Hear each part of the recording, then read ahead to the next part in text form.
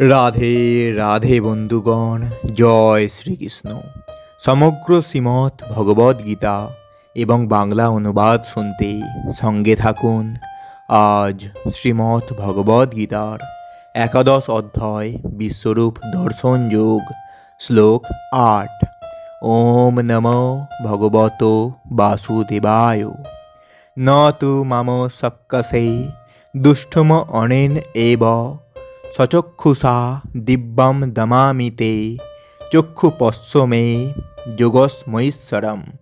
অর্থাৎ, কিন্তু তুমি তোমার বর্তমান চক্ষুর দ্বারা আমাকে দর্শন করতে সক্ষম হবে না, তাই আমি তোমাকে দিব্য চক্ষু প্রদান করছি। তুমি আমার অচিন্ত যোগৈশ্বর্য দর্শন করো। এর তাৎপর্য, শ্রীকৃষ্ণের দ্বিভুজ শ্যামসুন্দর রূপ ছাড়া আর অন্য কোনো রূপ ভগবানের শুদ্ধ ভক্ত দর্শন করতে চান না। ভগবানের কৃপার প্রভাবেই তার বিশ্বরূপ দর্শন করতে হয় এবং ভক্ত তার মনের দ্বারা দর্শন করেন না, করেন দিব্য দৃষ্টির মাধ্যমে। ভগবানের বিশ্বরূপ দর্শন করার জন্য অর্জুনকে তার মনোবৃত্তি পরিবর্তন করার কথা বলা হয়নি, তার দৃষ্টির পরিবর্তনের কথা বলা হয়েছে। শ্রীকৃষ্ণের বিশ্বরূপ তেমন গুরুত্বপূর্ণ নয়, সেই কথা পরবর্তী শ্লোকে স্পষ্টভাবে বর্ণনা করা হবে। তবু অর্জুন যেহেতু তা দেখতে চেয়েছিলেন, তাই ভগবান তার সেই রূপ দর্শনের জন্য যে দিব্য চক্ষুর প্রয়োজন তা তাকে দান করেছিলেন।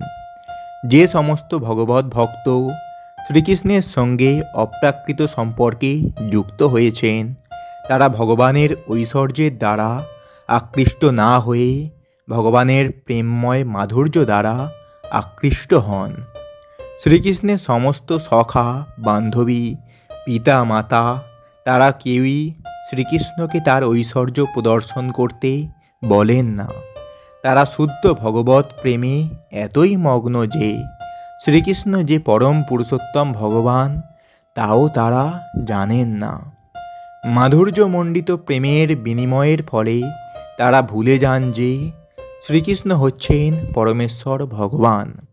শ্রীমদ্ ভগবতে বর্ণনা করা হয়েছে যে যে সমস্ত বালকেরা শ্রীকৃষ্ণের সঙ্গে খেলা করতেন তারা সকলেই অত্যন্ত পূর্ণবান আত্মা এবং বহু জন্ম জন্মান্তরের তপস্যার ফলে তারা ভগবানের সঙ্গে খেলা করার সৌভাগ্য অর্জন করেছেন। এই সমস্ত বালকেরা জানেন না যে শ্রীকৃষ্ণ হচ্ছেন পরম পুরুষোত্তম ভগবান। তারা শ্রীকৃষ্ণকে তাদের খেলা সাথী, এক অতি অন্তরঙ্গ বন্ধু বলে মনে করেন। তাই সুখদেব গোস্বামী এই শ্লোকটি বর্ণনা করেছেন। ইনি হচ্ছেন পরম পুরুষ, যাকে মহান মুনি ঋষিরা নির্বিশেষ ব্রহ্মরূপে জানেন। ভগবানের ভক্তেরা ভগবান রূপে জানেন এবং সাধারণ মানুষেরা জড়া প্রকৃতির সৃষ্টি বলেই মনে করেন। এখন এই বালকেরা তাদের পূর্বজন্মে বহু পূর্ণকর্মের ফলে পরম পুরুষোত্তম ভগবানের সঙ্গে খেলা করছেন। আসল কথা হচ্ছে যে ভক্ত কখনো ভগবানের বিশ্বরূপ দর্শন করার আকাঙ্ক্ষা করেন না, কিন্তু অর্জুন ভগবানের সেই বিশ্বরূপ দর্শন করতে চেয়েছিলেন যাতে আগামী দিনের মানুষেরা বুঝতে পারে যে শ্রীকৃষ্ণ কেবল তত্ত্বকথার মাধ্যমে তার পরম ভগবত্তা প্রতিপন্ন করেননি, তিনি অর্জুনকে তার সেই রূপও দেখিয়েছিলেন যাতে কারো মনে আর কোনো সংশয় না থাকে। অর্জুনকে এই সত্য প্রতিপন্ন করতেই হবে, কারণ তিনি এখন পরম্পরার সূচনা করছেন। যারা পরম পুরুষোত্তম ভগবান শ্রীকৃষ্ণকে জানবার জন্য ঐকান্তিকভাবে আগ্রহী এবং সেই জন্য যারা অর্জুনের পদাঙ্ক অনুসরণ করছেন, তাদের জানা উচিত যে শ্রীকৃষ্ণ কেবল তত্ত্বগতভাবে তার পরমেশ্বরতত্ত্ব প্রমাণ করেননি, তিনি যে পরমেশ্বর তা তিনি বাস্তবিকই দেখিয়েছেন। ভগবান তার বিশ্বরূপ দর্শন করার শক্তি অর্জুনকে দান করেছিলেন, কারণ তিনি জানতেন অর্জুন তার সেই বিশ্বরূপ দর্শনে তেমন আগ্রহী ছিলেন না, সেই কথা পূর্বেই ব্যাখ্যা করা হয়েছে।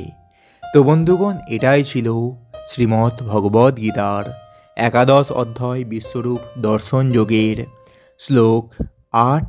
এই রকম সম্পূর্ণ শ্রীমদ্ ভগবদ্ গীতা এবং বাংলা অনুবাদ শুনতে আমাদের এই চ্যানেলটিকে সাবস্ক্রাইব করুন এবং সঙ্গে থাকুন। রাধে রাধে, জয় শ্রীকৃষ্ণ।